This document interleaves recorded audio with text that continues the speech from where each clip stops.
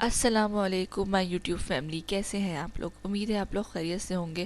آج ہم ایک بہت ہی زبردست اور نیا ناول شروع کرنے والے ہیں جس کا نام ہے تو رنگ چاہتوں کا۔ تو چلیں جلدی سے شروع کرتے ہیں۔ شروع کرنے سے پہلے میرے چینل کو لائک اور سبسکرائب کرنا نہیں بھولیے گا۔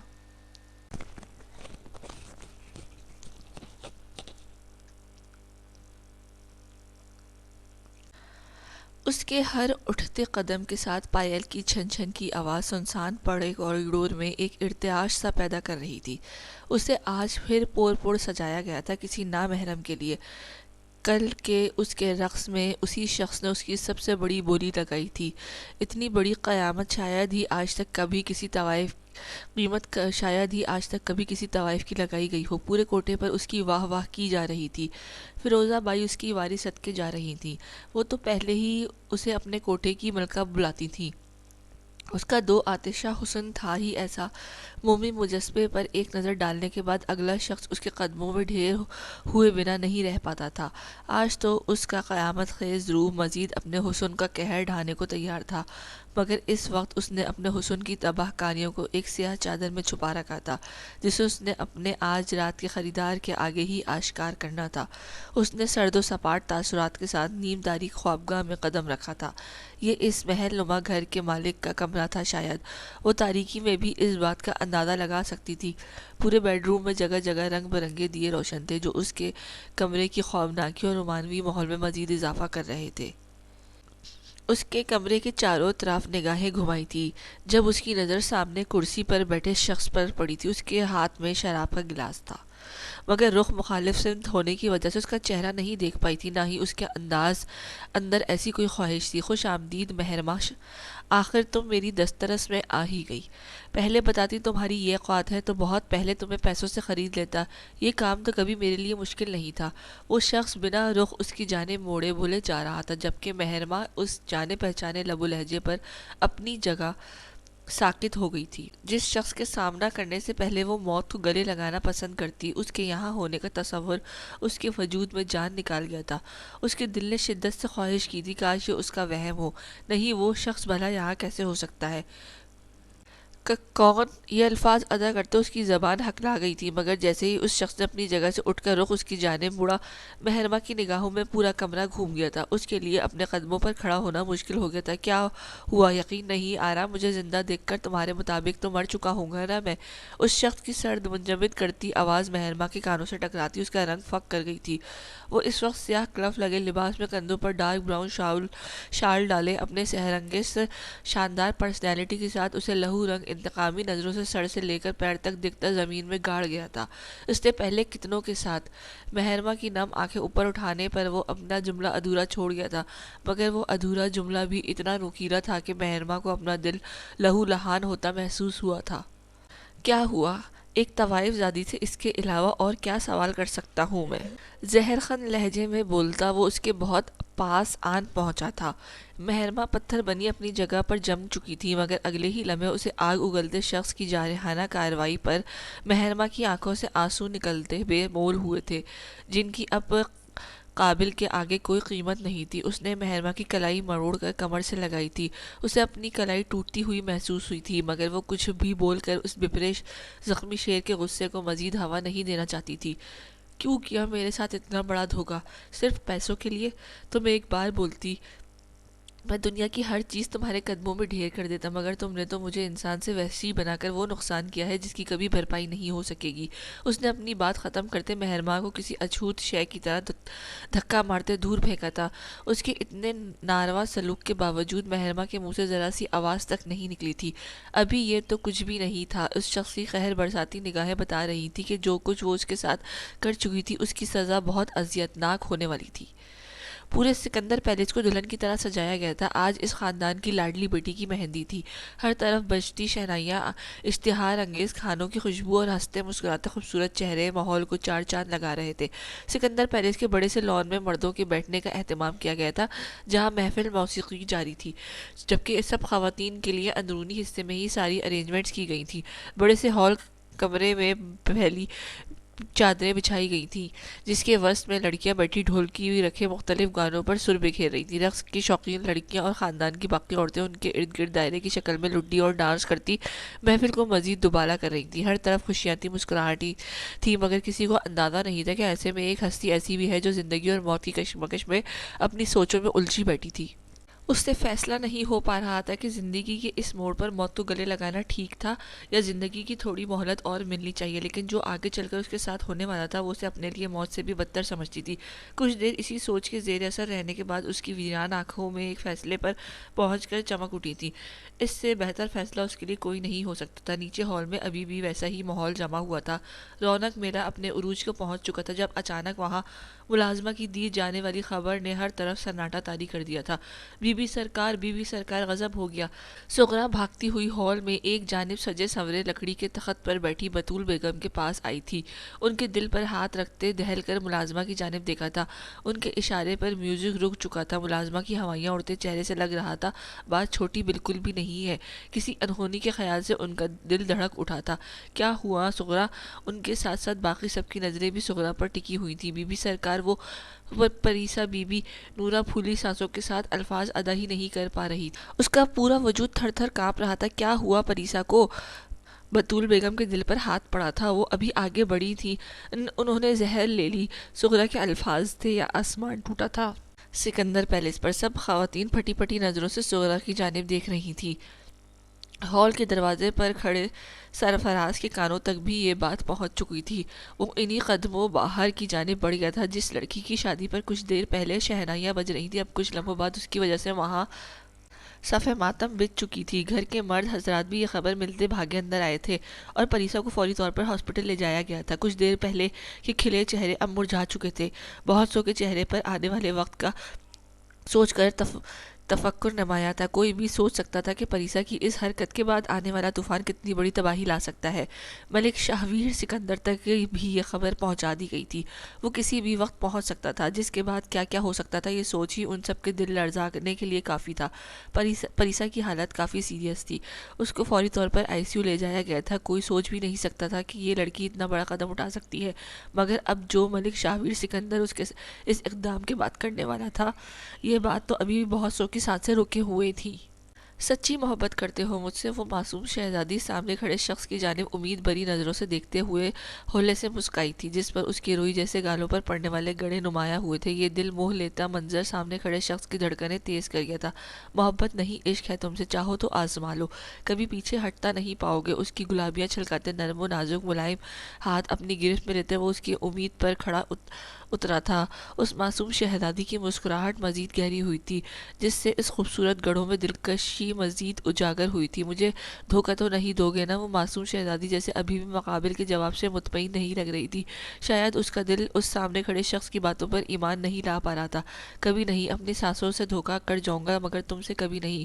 اس نے معصوم شہزادی کی اداس کانسی سبز آنکھوں میں جھانکتے اپنے سچے ہونے کا یقین دلایا تھا۔ کیا تمہاری دنیا والے مجھے قبول کر لیں گے؟ یہ بات پوچھتے اس معصوم شہزادی کی آنکھوں میں نمی جھلملا گئی تھی، جسے اس نے پلکیں جھپکاتے اندر دھکیل لیا تھا۔ اس کے اندر کچھ ایسا تھا جو اسے چین لینے نہیں دے رہا تھا۔ وہ ٹھیک سے خوش نہیں ہو پا رہی تھی۔ کیا تمہارے لیے اتنا کافی نہیں کہ میں نے قبول کر لیا تمہیں؟ مقابل اسے کسی بھی طرح مطمئن کرنا چاہتا تھا، لیکن اگر تمہیں مجبور کیا گیا مجھے چھوڑنے کے لیے تو مجھے چھوڑ دو گے کیا؟ وہ پھر سے اداس ہوئی تھی۔ شاید اس لیے کسی بھی مرد پر بھروسہ کرنا زندگی کا سب سے مشکل ترین کام تھا۔ اسے دھوکے سے تنہا رہ جانے سے سب سے زیادہ ڈر لگتا تھا۔ قسمت کے کھیلے جانے والے کھیل سے انجان وہ مقابل کی تسلی دیتے الفاظ پر مجھے دل کے ساتھ یقین کرتی مسکرا دی تھی۔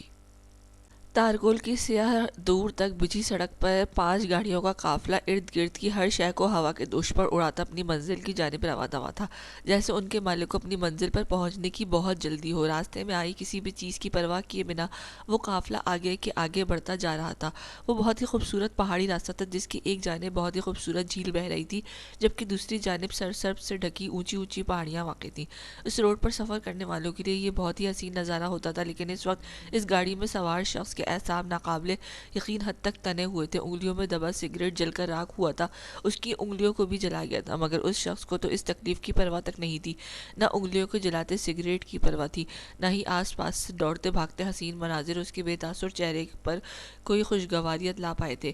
یہ حسین واضح آزاد کشمیر کے شہر مظفر آباد کے سب سے خوبصورت گاؤں کی جانب جاتی تھی۔ وہ شخص بھی جلد از جلد وہاں پہنچ جانا چاہتا تھا۔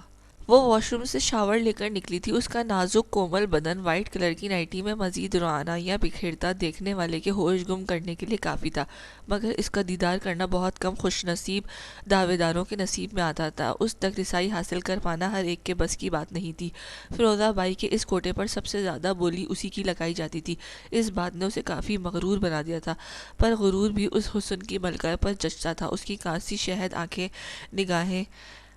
نگاہیں اتنی قاتلانہ تھی کہ دیکھنے والے اس کے وار سے بچ نہیں پاتا تھا۔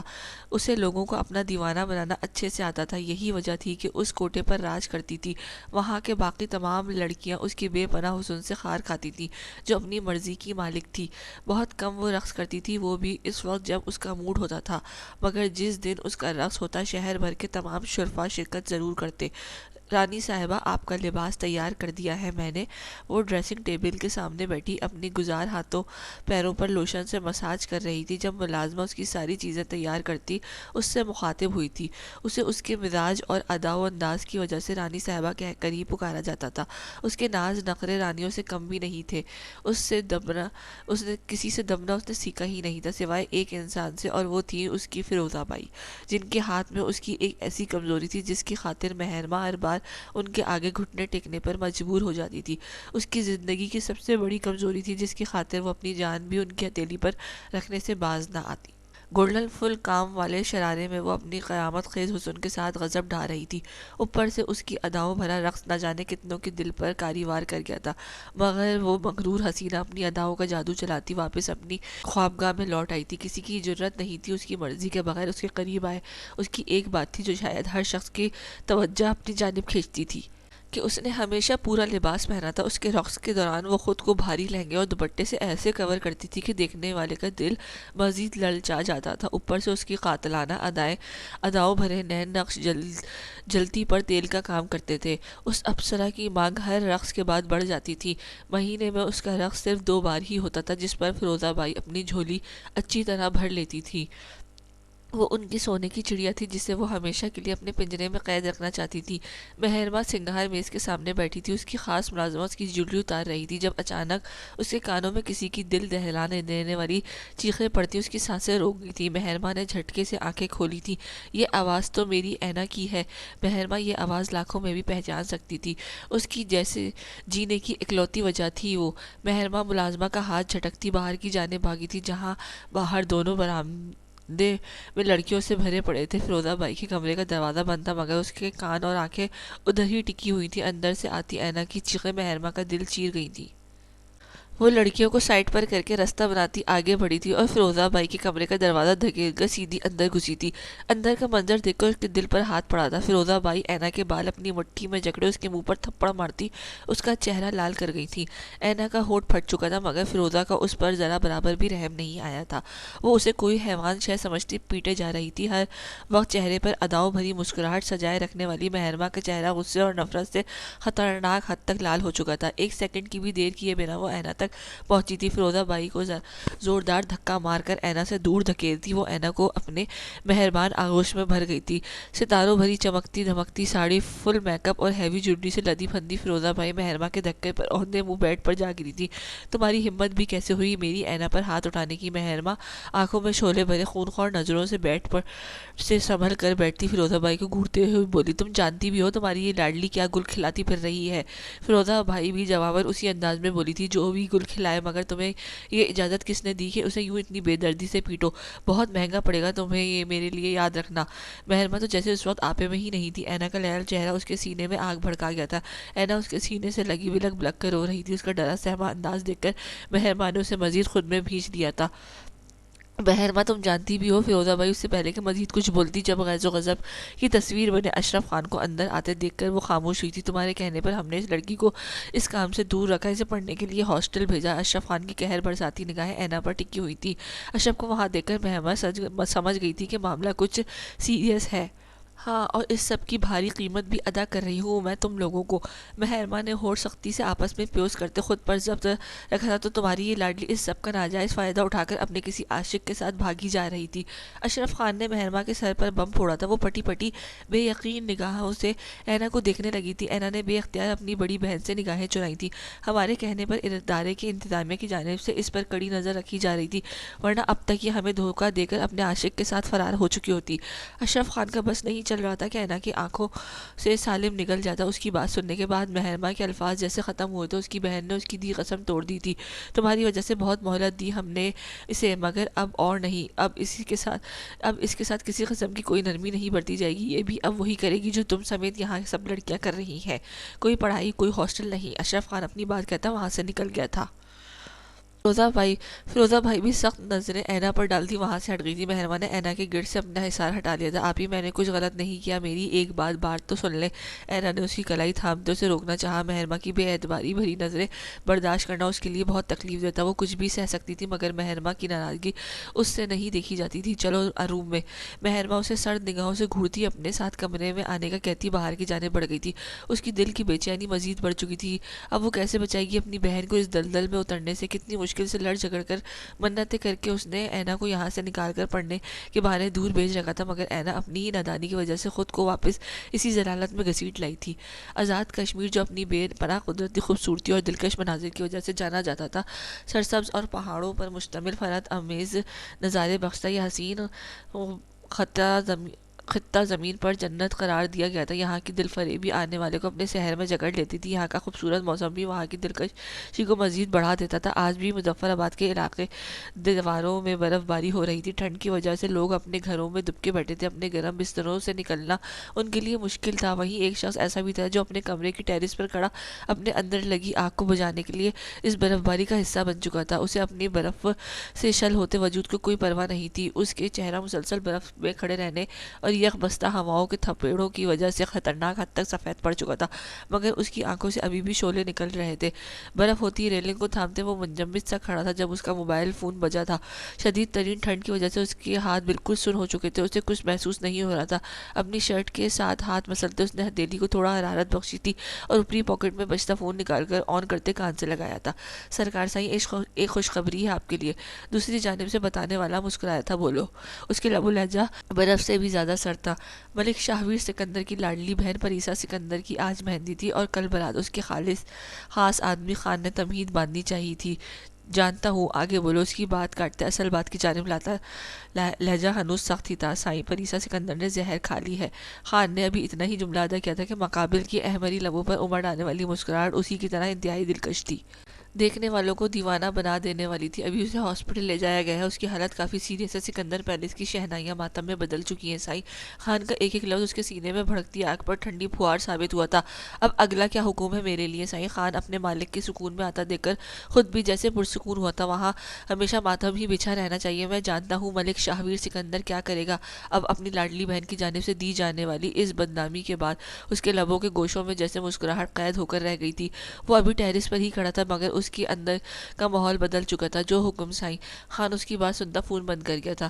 میری جانب سے بھیجے وانی بربادی تمہاری طرف بڑھ رہی ہے. دیکھتا ہوں کب تک بچتے ہو میرے دوست ملک شاہویر سکندر. یہ نام زیر لب دہراتے اس کی آنکھوں میں انتقام کی واضح جھلک لہرائی تھی.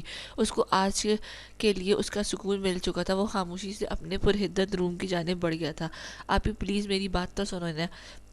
محرمہ ہاتھوں میں سر گرے صوفے پر بیٹھی تھی. جب اینا اس کے قدموں میں دو زانوں بیٹھے اسے گھٹنوں پر ہاتھ رکھتے بولی, کیا ہوگا تمہاری بات سن کر؟ وہ لوگ تمہیں واپس پڑھنے کے لیے بھیج دیں گے, تمہارے اس دلدل میں پھینکیں گے. تم جانتی بھی نہیں ہو تمہاری خاطر میں اب تک کتنی جنگیں لڑتی آئی ہوں, مگر تم نے میرے بارے میں ایک بار بھی نہیں سوچا.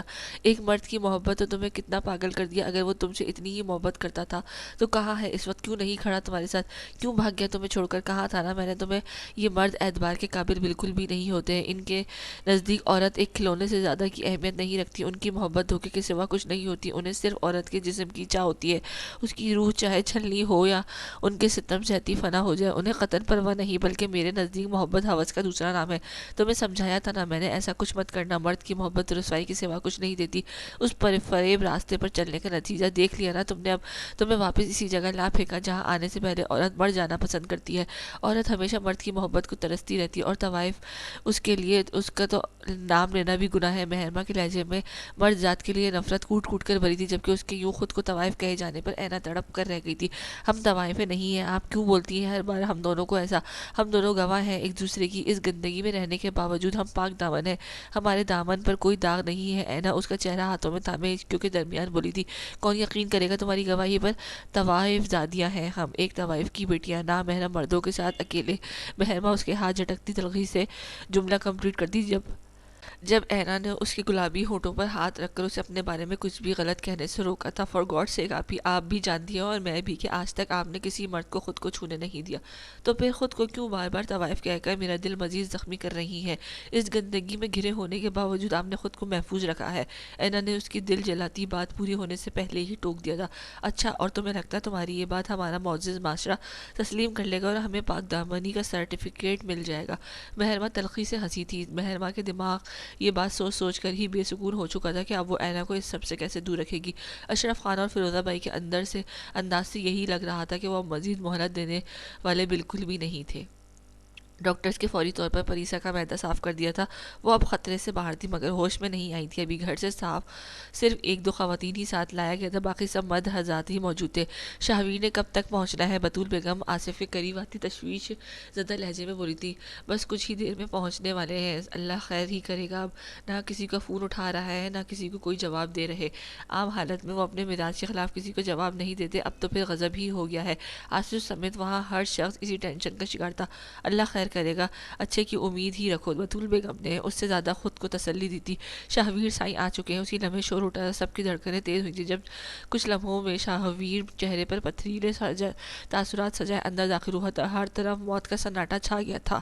شاہویر! بطول بیگم اس کی راہ میں آئی تھی۔ شاہویر نے نظریں اٹھا کر ان کی جانب دیکھا تھا، بیٹا وہ بھیگے چہرے کے ساتھ ان سے بولنا محال ہوا تھا۔ شاہویر بنا کچھ بولے ان کے قریب ہوتے اس کے چہرے سے آنسو صاف کیے تھے۔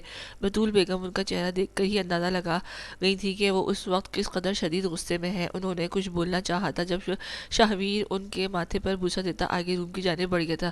جتنے غصے میں تھا اپنی ماں کی کوئی گستاخی سرزد نہیں کرنا چاہتا تھا۔ روم میں داخل ہوتے اس کی نگاہ بستر پر پڑی اپنی بہن پر پڑی تھی، جس کے سہمی نگاہیں اس کے انتظار کر رہی تھی۔ شاہویر کو اندر آتا دیکھ کر پریزا کی جان حلق میں اٹکی تھی۔ شرمندگی اور ندامت کے مارے اس نے سر اٹھانا محال ہوا تھا۔ اس نے عین شادی کے وقت یہ حرکت کر کے اپنے بھائی کے نام کا خیال بھی نہیں کیا تھا، جس نے ہمیشہ اسے پلکوں پر بٹھا کر رکھا تھا۔ اس کو ذرا سی گرم ہوا بھی نہیں لگنے دی تھی۔ لالا میں شاہویر سر تاثرات سجا اس کے قریب آن کھڑا ہوا تھا۔ پریسا بولنا چاہتی تھی مگر اس کی زبان ساتھ دینے سے انکاری تھی۔ مجھے بہت غرور تھا اس بات پر کہ میرے خاندان کا کوئی ایک فرد بھی میری مرضی کے بغیر کچھ نہیں کرتا، مگر میری تو اپنی بہن نے ہی مجھے غلط ٹھہرا دیا۔ میرے فیصلے سے بچنے کے لیے موت کو گلے لگانا چاہا تم نے؟ شاہویر مٹھیاں بھیجتے ہوئے کہا تھا۔ اس کی کنپٹی کی رگیں شدت ضبط کی وجہ سے ابھر کر باہر آ گئی تھی۔ پریسا نقاہت زدہ سی سر نفی میں ہلاتی، ہاتھ سے نڈل نکالتی اس کے قدموں میں جا بیٹھی تھی۔ وہ اپنے بھائی کا مان تھی، بھلا اس کے سر جھکانے کا باعث بننا کیسے برداشت کر سکتی؟ لالا مجھے معاف کر دے، میں نے یہ سب آپ کی زندگی کی خاطر کیا۔ میں آپ کے سر بلندی کے لیے مر مٹ سکتی ہوں مگر آپ پر ذرا سی آنچ آتی برداشت نہیں کر سکتی۔ اس نے کہا تھا اگر میں نے یہ نکاح کیا تو وہ مار دے گا آپ کو، میں کیا کرتی؟ میرے پاس اور کوئی چارہ نہیں تھا۔ پریسا کے منہ سے نکلنے والے الفاظ شاہویر کے سینے میں تیر کی طرح پیوس ہوئے تھے۔ اس نے اپنے ہونٹ سختی سے ایک دوسرے میں بھیج رکھے تھے۔ تم اس سے رابطے میں ہو؟ کیوں؟ کس نے اجازت دی تمہیں؟ کیسے ہوا اس کا رابطہ تم سے؟ پریسا کو بازو سے پکڑ کر اپنے مقابل کھڑا کرتا شاہویر چلایا تھا، لالا وہ جنید! پریسا کے منہ سے خوف کے مارے بات مکمل ہی نہیں ہو پائی تھی۔ شاہویر کا سفید چہرہ خطرناک حد تک لال ہو چکا تھا، اس کی مقناطیسی سیاہ آنکھیں غضبناکی کی حد تک چھوٹی مقابل کی جان نکالنے کے در پر تھی۔ اس نے اسی وقت موبائل پاکٹ سے نکالتے کال ملائی تھی، جنید کل کا سورج نہ دیکھ پائے ورنہ میں تمہاری سانسیں سلامت نہیں رہنے دوں گا۔ شاہویر سے اب مزید خود پر قابو رکھ پانا مشکل تھا، وہ ایک دم صفاق ہوا تھا۔ پریسا نے سہمی نظروں سے اس کی جانب دیکھا تھا، کل مقررہ وقت پر تمہارا سارم سے نکاح ہوگا، اگر تم نے پھر سے کوئی ایسی ویسی حرکت کی تو میں اپنے ہاتھوں سے تمہارے تمہارا گلا دبا دوں گا اور قصہ ہی ختم کر دوں گا۔ شاہویر کے الفاظوں کی سنگینی پر پریسا نے اس کی جانب دیکھا تھا، مگر ملک ایان اس نے دھمکی دی مجھے۔ پریسا کے لب ہولے سے پھڑپڑائے تھے، وہ اس شخص کی دہشت سے ابھی اچھی طرح واقف تھی۔ اس سمیت خاندان کا کوئی فرد نہیں چاہتا تھا کہ دو طوفان ایک دوسرے سے ٹکرائے، مگر وہ اپنی موت کے لیے اتنا ہی اتاولا ہوا رہا ہے تو آ جائے۔ میرے کتے کافی دنوں سے من پسند شکار نہ ملنے کی وجہ سے بھوکے گھوم رہے ہیں، انہی کی دعوت ہو جائے گی۔ شاہویر کی شفقت بھرے لہجے میں کسی قسم کی کوئی مہلت نہیں تھی۔ پریسا کا دل ڈوب کر ابھرا تھا، اسے شدت سے احساس ہوا تھا کہ وہ ان دو مضبوط چٹانوں کے بیچ میں پھنس کر بری طرح پسنے والی تھی۔ لالا پلیز آپ، پریسا نے اس کے سامنے ہاتھ جوڑ کر اسے روکنا چاہا تھا، وہ کسی بھی صورت شاہویر کو خطرے میں نہیں دیکھ سکتی تھی۔ ملک ایان جیسا جنونی شخص کچھ بھی کر سکتا تھا شاہویر کو تکلیف دینے کے لیے، مگر شاہویر اس کے ہاتھوں پر سرد نگاہ ڈالتا وہاں سے نکل گیا تھا۔ اس کے اندر جھکڑ چل رہے تھے۔ ملک ایان کی ہمت بھی کیسی ہوئی اس کی بہن سے رابطہ کرنے کی، اس کی ذرا سی نرمی برتنے کا ناجائز فائدہ اٹھایا جا رہا تھا، مگر اب شاہویر سکندر کوئی لحاظ نہیں کرنے والا تھا۔ پریسا میرے بچے، بطول بیگم اندر آ کر پریسا کو فرش سے پر بیٹھا دیکھ کر اس کے قریب آئی تھی۔ ماما وہ دونوں ایک دوسرے کی جان کے دشمن بنے ہیں، کیوں ہیں یہ لوگ ایسے، کب ختم ہوگی ان کی نفرت؟ ماما میں یہ سب نہیں دیکھ سکتی، میں مر جاؤں گی۔ پریسا اپنی ماں کی آغوش میں چھپتے پھوٹ پھوٹ کر روتی تھی۔ بطول بیگم اسے سینے میں بھیجے تسلی دے رہی تھی، کیونکہ ان کے علاوہ ان کے پاس کوئی چارہ بھی نہیں تھا۔ ان کی آنکھوں کے گوشے بھی نم تھے، جسے پر وہ بہت مہارت سے چھپا گئی تھی، ہمیشہ کی طرح۔ فیروزہ بھائی تم جو کہو گی میں مان جاؤں گی، جس کے ساتھ جانے کو بولو گی میں چل پڑوں گی، مگر پلیز اینا کو اس کی نادانی کی اتنی بڑی سزا مت دو تم لوگ۔ مہرماں ایک بار پھر اپنی بہن کی وکالت کرنے کی خاطر وہاں پہنچ چکی تھی، اسے ان لوگوں کے پیر بھی پکڑنے پڑتے یا اپنی جان بھی ان کے قدموں میں رکھنی پڑتی، وہ تب بھی پیچھے نہ ہٹتی۔ میں کچھ نہیں کر سکتی، یہ معاملہ اشرف کے ہاتھ میں ہے، وہ اتنی آسانی سے نہیں چھوڑے گا، اس کی نظر میں بھی، اور ویسے بھی اینا کی غلطی بہت بڑی ہے، اس نے دھوکہ دیا ہے جس کی سزا تو اسے مل کر رہے گی۔ نگینہ بھائی سگریٹ جلا کر ہونٹوں پر رکھتی مہرماں کو دو ٹوک انکار کر گئی تھی۔ مہرماں نے اس کی بات اور حرکت پر انتہائی ناگواری سے اسے دیکھا تھا، وہ ڈر کر پیچھے ہٹ جانے والے اور سہم جانے والوں میں سے بالکل بھی نہیں تھی۔ اگر یہ لوگ سیدھی طریقے سے اس کی بات نہیں مان رہے تھے، وہ اپنی بہن کے بچانے کے لیے کوئی انتہائی قدم بھی اٹھا سکتی تھی۔ اپنی بہن کی زندگی کی حفاظت ہی اس کی واحد مقصد تھی، اسے اپنی مرتی ماں سے کیا آخری وعدہ، وہ بھلا اپنی ماں سے کیا وعدہ کیسے توڑ سکتی تھی؟ ٹھیک ہے، جو تم لوگوں نے کرنا ہے کرو، میں وہ کروں گی جو تم لوگ بھی اس کے لیے مجھے روک نہیں پاؤ گے۔ مہرباں اسے چیلنجنگ انداز میں دیکھتی واپس مڑی تھی، جب عین اپنے پیچھے کھڑے اشرف کو دیکھ کر اسے قدموں کو بریک لگی تھی۔ تو تم بھی ہمیں دھمکی دے رہی ہو؟ اشرف فیروزہ بائی کے برابر بیٹھا اس کی جانب استحزائیہ نظروں سے دیکھتا بولا تھا، اپنی بہن کو اس دلدل میں نہیں گھسنے دوں گی، میں اسے بچانے کے لیے میں کی گئی میری کوشش تم دھمکی سمجھو یا نصیحت، میں کچھ نہیں کہہ سکتی۔ مہرباں اسے بھی بنا ڈرے جواب دیتی پلٹی تھی، اس حسین ملکہ کا یہی نڈر انداز اور ذہانت سے چمکتی آنکھیں اسے سب سے زیادہ نمایاں لگتی تھی۔ ڈرنا تو جیسے مہرماں شاہ نے سیکھا ہی نہیں تھا، جب بات اس کی بہن کی آتی تھی تو اس کے لیے اچھائی برائی میں کوئی فرق نہیں رہتا تھا۔ اگر تم چاہتی ہو اینا کے ساتھ نرمی برتی جائے، اسے واپس پڑھنے کے لیے بھیجا جائے، تو ہمارا ایک کام کرنا ہوگا۔ اشرف کی بات پر دروازے کے قریب پہنچتی مہرماں جھٹکے سے پلٹی تھی۔ کیسا کام؟ مہرماں کی آنکھوں میں واضح چمک در آئی تھی۔ ابھی بھی اینا کو بچانا اس کے ہاتھ میں تھا، اس نے اپنے رب سے دوسرا موقع دیا تھا، انتہائی مشکل اور کافی حد تک ناممکن بھی ہے، اس میں تمہاری جان بھی جا سکتی، سوچ سمجھ کر حامی بننا۔ اشرف کی بات پر فیروزہ بائی نے بھی حیرت بھری نظروں سے اس کی جانب دیکھا تھا۔ مہرماں کو بھلا اپنی جان کی پرواہ تھی ہی کہاں، وہ تو اینا کے لیے کچھ بھی کر سکتی تھی۔ کیا کام ہے؟ مہرماں ہمتن گوش ہوئی تھی۔ ایک بہت بڑی مچھلی کا شکار کرنا ہے تم نے، مگر اس شکار کو زندہ ہم تک لانا ہے۔ اشرف کی بات پر مہرماں نے بوجھل سانس ہوا میں خارج کی تھی، اس کے لیے تمہارے یہاں نہیں، ایک علیحدہ گھر میں رہنا پڑے گا۔ اشرف کی اس بات پر مہرماں نے نگاہیں اٹھا کر اس کی جانب دیکھا تھا، چلو کسی ریزن سے ہی صحیح، مگر اسے اس کوٹھے سے کچھ وقت کے لیے چھٹکارا تو ملنے والا تھا۔ مجھے منظور ہے، تم سمجھو تمہارا کام ہو گیا۔ مہربان نے اسے یقین دلایا تھا، نام تو سن لو، وہ شخص کوئی ایسا شخص نہیں ہے، ایک با کردار اور مضبوط اعصاب کا مالک، کافی شاطر ہے، اسے دھوکہ دینا تقریباً ناممکن ہے، اگر اسے ذرا سی بھی بھنک پڑ گئی تو تمہیں ختم کرنے میں ایک پل نہیں لگائے گا۔ اشرف نے اسے معاملے کی سنگینی سے آگاہ کرنا چاہا تھا، اگر مجھے اتنا بڑا کام سونپ رہے ہو تو مجھ پر اعتبار بھی کرو۔ مہرماں کے دماغ میں اس وقت صرف اینا کی بچانا ہی چل رہا تھا، اس نے سمجھنے کی کوشش ہی نہیں کی کہ جس کام کے لیے وہ حامی بن رہی ہے اس پر کتنا بھاری پڑ سکتا ہے۔ مہرماں اپنی بات کہتی وہاں سے نکل گئی ہی۔ اشرف یہ سب کیا ہے؟ تم مہرماں جیسی سونے کی چڑیا کو اپنے پنجرے سے باہر بھیجنے کی بات کر رہے ہو؟ فیروزہ بھائی اس کی دماغی حالت پر شبہ ہوا تھا، جس کام کے لیے بھیجنا جا رہا ہوں اگر وہ ہو گیا تو سوچ بھی نہیں سکتی کہ ہمیں کتنا پیسہ دیا جائے گا، اس کام کا ایڈوانس رقم بھی ہماری اتنے سالوں سے کیے جانے والے کام سے بھی کہیں زیادہ ہے، تو سوچو اگر مہرماں اس میں کامیاب ہو گئی تو ہمارے وارے نیارے ہو جائیں گے۔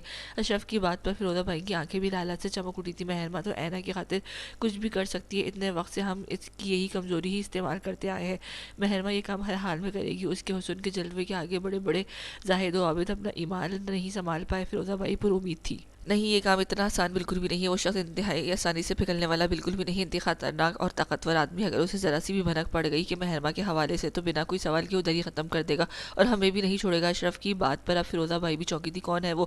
فیروزہ بھائی نام جاننے کے لیے متجسس ہوئی تھی۔ ملک شاہویر سکندر اگر مہرمہ حسن کی ملکہ ہے تو وہ بھی طاقت اور ذہانت کا بادشاہ ہے۔ بہت سے لوگ اسے طاقت سے ہرانے کی کوشش کی مگر آج تک ہر کوئی ناکام رہا ہے۔ اب اس کے دشمن اس کے دماغ سے نہیں دل سے کھیل کر مات دینے کا ارادہ رکھتے ہیں۔ اشرف خان نے فیروزہ بھائی کی لالچ کی بھڑکتی آگ پر پانی ڈال دیا تھا، کیونکہ یہ کام شیر کی پنجرے میں جا کر اس کے منہ سے کھانا چھین کر لانے سے بھی کہیں زیادہ مشکل تھا۔ انہیں شاید مہرمہ کے بدلے ایڈوانس کی ملنے والی رقم پر ہی گزارا کرنا تھا۔ رات بھر وہاں برف باری ہوئی تھی جس کی وجہ سے ٹھنڈ مزید بڑھ گئی تھی۔ لوگوں سے ہیٹر کے آگے سے ہٹنا، بستر چھوڑنا محال تھا۔ وہیں ملک ایان ٹھنڈے پانی سے شاور لیتا اپنی جلدی تڑپتی روح کو سکون بخشنے لگا تھا۔ اس کے اندر لگی آگ بجھنے کا نام ہی نہیں لے رہی تھی۔ وہ سمجھ نہیں پا رہا تھا آخر اس کو سکون کیوں نہیں مل پا رہا۔ شاہویر سکندر کو وہ اس کی بہن کے ذریعے مات دے تو رہا تھا، پھر کس چیز میں کمی یا جھول تھا آخر؟ اس کی شدید ٹھنڈ کے باوجود بلیک ٹراؤزر کے اوپر بلیک بنیان پہن رکھی تھی۔ اس کے کسرتی بازو بنیان سے جھانک کر اس کی وجاہت میں مزید اضافہ کر رہے تھے۔ روشن پیشانی پہ بکھرے سیاہ بال، بھوری آنکھیں جو دیکھنے والوں کو اپنا اسیر کیے بنا نہیں رہتی تھی، مغرور کھڑی ناک اور ایک دوسرے میں پیوست احمدی لب جن کی سگریٹ کی طلب روز بروز بڑھتی جا رہی تھی۔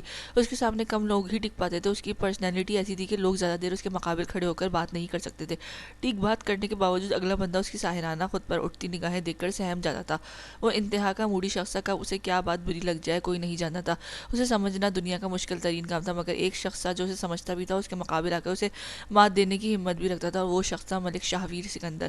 ان دونوں کا ٹکراؤ ہمیشہ کوئی نہ کوئی تباہی ضرور لاتا تھا۔ کوئی نہیں جانتا تھا آج کس کی جیت اور کس کی مات ہونے والی ہے، اور کون ٹوٹ کر بکھرنے والا تھا۔ ایان ٹاول بالوں سے رگڑتا نیچے کی جانب بڑھ گیا تھا۔ یہ اندر سے لکڑی کا بنا بہت ہی خوبصورت کاٹیج تھا، جس کو باہر سے خالص سفید پینٹ کیا گیا تھا۔ اس کے بالکل کنارے سے دلکش اور دل فریب نظارہ پیش کرتی جھیل بہتی تھی، جو اس کاٹیج کی لوکیشن کو مزید حسین بنا دیتی تھی۔ اس جگہ کی دل فریبی بھی ملک ایان کے دل پر کوئی خاص اثر نہیں ڈال پائی تھی۔ وہ تنہائی پسند شخص تنہا رہ کر مزید بے حس ہو چکا تھا۔ اس پر اب نہ کسی کے جذبات اثر کرتے تھے نہ احساسات۔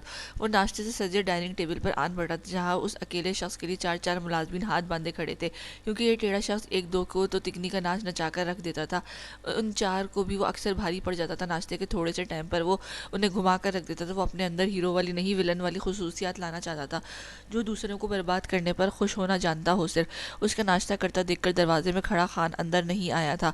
وہ اتنی بری خبر سنا کر اس کا ناشتہ خراب نہیں کرنا چاہتا تھا۔ کچھ دیر بعد اسے اٹھ کر ڈرائنگ روم میں جاتا دیکھ کر خان بھی اس کے پیچھے آیا تھا۔ خان، تم یہاں؟ میں نے تم سے کہا تھا ابھی ادھر ہی رہنا، ابھی ہمارا وہاں سے کام ختم نہیں ہوا۔ ایان اسے سر جھکائے اپنے سامنے کھڑا دیکھ کر ذرا برہمی سے بولا تھا، سائیں وہ بری خبر ہے۔ خان اس طرح سر جھکائے بولا تھا، کیا ہوا؟ ایان کے تاثرات منجمد ہوئے تھے۔ سائیں وہ شاہویر سکندر خان نے جنید کو کل رات مروا دیا ہے۔ وہ جان گیا تھا جنید اس کے ساتھ رہ کر ہمارے لیے کام کر رہا ہے۔ خان چہرہ جھکائے مجرمانہ انداز میں بولا تھا، جیسے سارا قصور اسی کا ہو، جبکہ اپنے اتنے اہم آدمی کو موت کا سن کر ایان غصے سے بے پھر گیا تھا۔ اس کا دل چاہتا اسی وقت شاہویر اور اس کے خاندان کے پرخچے اڑا دے۔ ہر بار شاہویر سکندر اس کا ایسے ہی نقصان کر جاتا تھا۔ ایان نے ہاتھ میں پکڑا چائے کا مگ پوری قوت سے سامنے پڑے کانچ کے ٹیبل پر دے مارا تھا، جو کافی مضبوط ہونے کے باوجود درمیان سے چکنا چور ہوا تھا۔ خان خوف کھاتا چند قدم پیچھے ہٹا تھا۔ شاہویر، اب مزید نہیں، اب مزید اپنا نقصان نہیں ہونے دوں گا تمہارے ہاتھوں۔ اب بربادی تمہارے مقدر میں لکھی جائے گی۔ تمہیں ایسا برباد کروں گا کہ دوبارہ میرے سامنے تو کیا کسی کے مقابل آنے کی ہمت نہیں کر پاؤ گا۔ ایان غصے سے دھاڑا تھا۔ اس کے اشارے پر خان نے اس کے خاص آدمی کو فون ملا کر موبائل اس کے ہاتھ میں رکھا تھا۔ میرا کام کہاں تک پہنچا؟ ایان کی آواز میں شعلوں کی سی لپک تھی۔ سائیں، کام ہو گیا ہے۔ ملک شاہویر سکندر کا غرور بہت جلد ٹوٹنے والا ہے۔ دوسری جانب بڑے شخص اس بات میں جواب دیتا کافی پر امید لگا تھا، اس کام میں کوئی کوتاہی برداشت نہیں کروں گا میں۔ وہ سرد لہجے میں کہتا فون کاٹ گیا تھا۔ وہ جب تک اس پلان میں کامیاب نہ ہو جاتا تب تک خوشیاں نہیں منانا چاہتا تھا۔ خان، تیاری پوری رکھو، سکندر پیلس جانا ہے، میں نے آخر کو پریسا سکندر کی شادی ہے، اسے نیک دینا تو بنتا ہے نا۔ ایان زہر خند مسکراہٹ سے بولتا اوپر اپنے روم کی جانب بڑھ گیا تھا۔ خان اسے وہاں جانے کے لیے روکنا چاہتا تھا، مگر اس کی اتنی ہمت نہیں تھی۔ ایان کا وہاں جانا خطرے سے خالی نہیں تھا، مگر اگر اس نے ٹھان لی تھی تو اس کا رکنا تقریباً ناممکن تھا۔ خان بے بس سے سر پکڑے بیٹھا تھا، جب اس کے دماغ میں کسی کی چھوی لہرائی تھی۔ ایک ہستی تھی جو ملک ایان کے پیروں میں بیڑیاں ڈال سکتی تھی، جس کی بات ٹالنا ملک ایان کے لیے کافی مشکل تھا۔ خان جلدی سے اٹھ کر نمبر ڈائل کرتا باہر کی جانب بڑھ گیا تھا۔ ایان کو وہاں جانے سے روک کر وہ اپنی سر توڑ کوشش کرنا چاہتا تھا۔ پریسا ٹانگ فولڈ کر کے سینے پر لگائے ان پر چہرہ ٹکایا نڈھال سی بیڈ پر بیٹھی تھی جب مرہا اور علیزہ اس کا سرخ کامدار بھاری لہنگا اور باقی کا سارا سامان اٹھائے اس کے روم میں داخل ہوئی تھی۔ زینی کیسی طبیعت ہے؟ اب مرہا چیزیں صوفے پر رکھتے اس کے قریب آئی تھی۔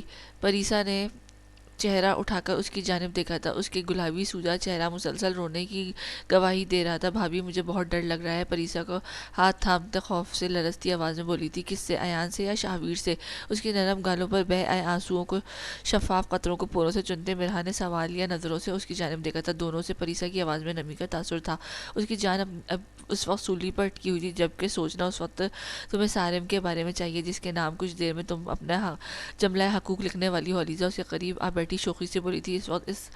وہ سب اس وقت اندر سے خوفزدہ تھے مگر پریسا کی حالت زیادہ تشویشناک تھی۔ اس کی بہتی آنکھیں سب کو ہی تکلیف میں مبتلا کر رہی تھی مگر ان میں سے کوئی بھی اس سب پر اختیار نہیں رکھتا تھا۔